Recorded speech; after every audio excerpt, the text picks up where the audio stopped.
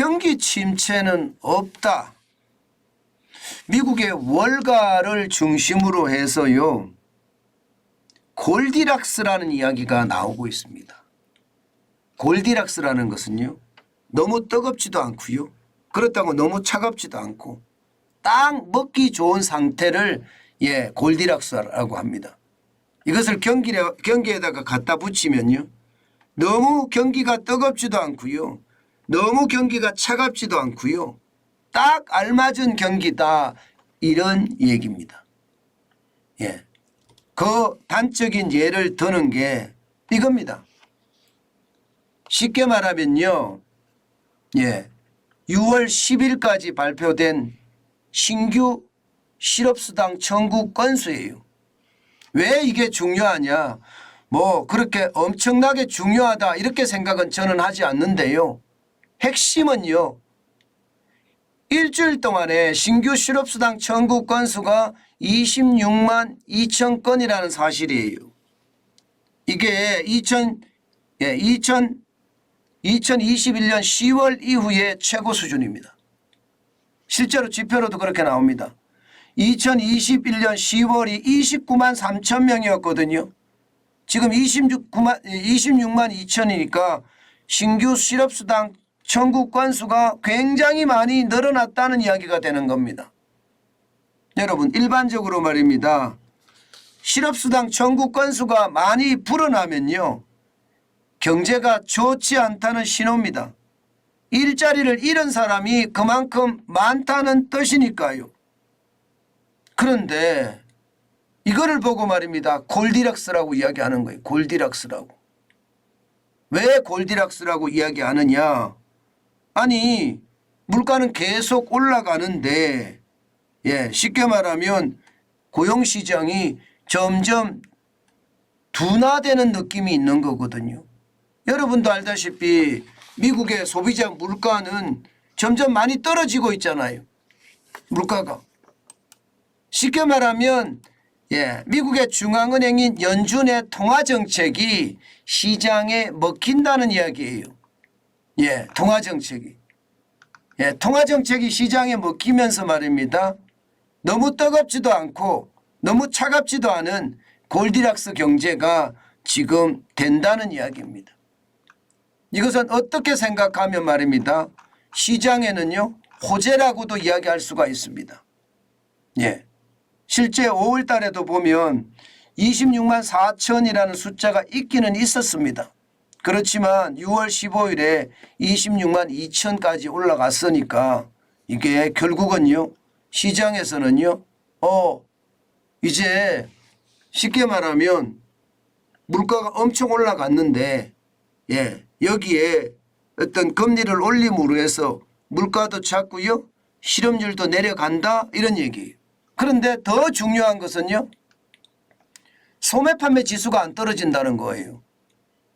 지금 지난 1월에 미국의 소매 판매 지수가 3.0까지 기록을 했었거든요. 그러다가 2월, 3월 마이너스를 계속 기록하다가 4월 달에 0.4%가 올랐고요. 5월 달에도 0.3%가 올랐습니다. 쉽게 말하면 실업이 늘어나는데 소매 판매 지수가 늘어난다. 이 말은 결국 경제가 생각했던 것보다가 나빠지지 않는다는 이야기예요. 그만큼 말입니다. 돈이 생기니까 그에 대한 소비를 많이 한다는 이런 이야기도 있습니다. 일반적으로 말입니다. 이게 고용이 화랑이면 물가가 상승을 해서 소비가 떨어진다, 이렇게 이야기하는데 지금 그렇지 않다는 겁니다. 고용은 화랑에서 엄청 좀 줄었지만 전체 흐름은요, 결국 말입니다.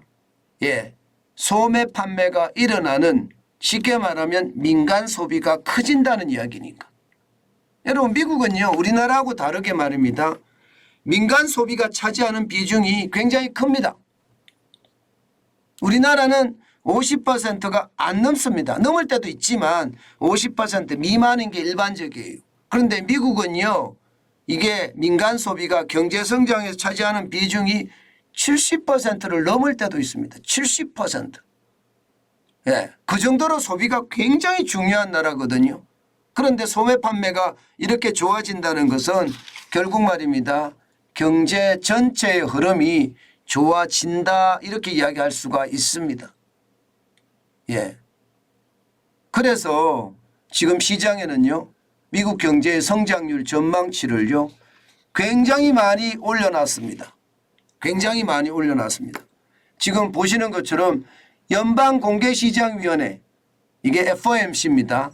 예, FOMC가 실제로 시장에 대한 전망을 하는 것을 보면 말입니다. 이게 예상했던 것보다가 예, 경기가 좋아져서 예, 경제가 좋아진다는 이야기예요. 예, 0.4%를 잡았던 것이 1%까지 올라갔단 말입니다. 0.4%가 1%까지. 이게 말입니다.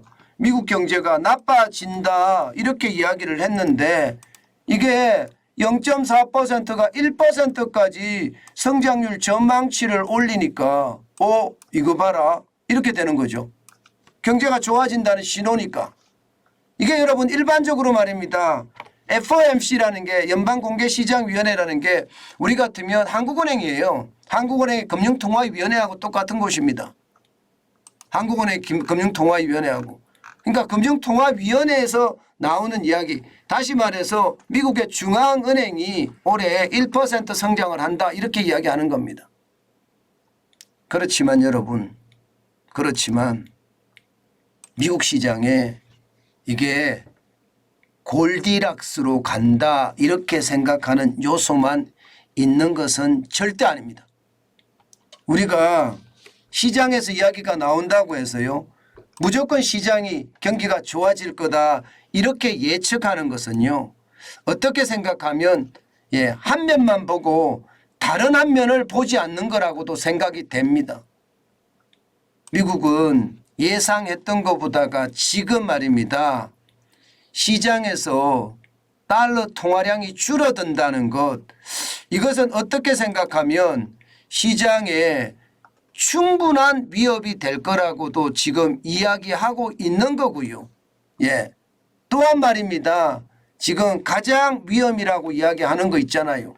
뭐 여러분들도 다 알고 계시는 거겠지만 지금 뭐 계속 제가 말씀을 드렸으니까 다 알고 있는 상황들이잖아요. 바로 이게 상업용 부동산의 어떤 불안감 말입니다. 여러분 아시는 것처럼 상업용 부동산의 불안감이 굉장히 크잖아요. 공실률이 지금 2023년 현재 1분기 말 현재입니다. 17.8%나 되고요. 캘리포니아 같은 경우는 20%가 넘는다고 이야기하잖아요. 상업용 부동산의 위험이 굉장히 크다고 이야기합니다. 게다가 여러분 달러 통화량이 줄어든다는 것 이것은 시장에 충격을 주기에 충분하거든요. 게다가 말입니다. 게다가 공실률도 이렇게 많지만 이 공실률 쉽게 말하면 상업용 빌딩 내지는 상업용 부동산 이 여기에서 말입니다. 돈을 어디서 빌렸냐도 중요하잖아요. 그 돈 빌린 곳이 여기에요. 소규모 은행이요. 소규모 은행에서 부동산 대출을 받은 곳이 너무나 많습니다. 지금 현재까지 나오는 것만 하더라도 전체 상업용 부동산의 대출 잔액은 3조 6천억 달러인데 소규모 은행의 비중이 2조 1,600억 달러. 적지 않죠. 적지 않습니다. 거의 50%가 훨씬 넘어서니까 말입니다. 그렇기 때문에 여러분 단순하게 몇몇 지표들이 좋다고 골디락스다. 경제가 아주 적당한 상태, 연착륙의 어떤 모양새다. 이렇게 단순하게 얘기하는 것은 저는 쉽지 않다고 생각을 합니다. 그만큼 말입니다. 시장에는요. 블랙스완들이 많고요. 우리가 알지 못하는 위기들이 많고요. 또한 말입니다.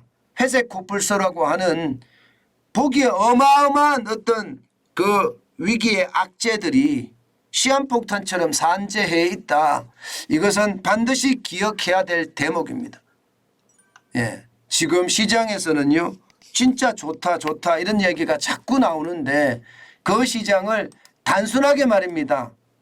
좋다는 이야기로 넘어가서는 안 되겠다. 우리는 경계심을 가지고 시장을 바라봐야 되겠다. 그 말씀 다시 한번 올립니다.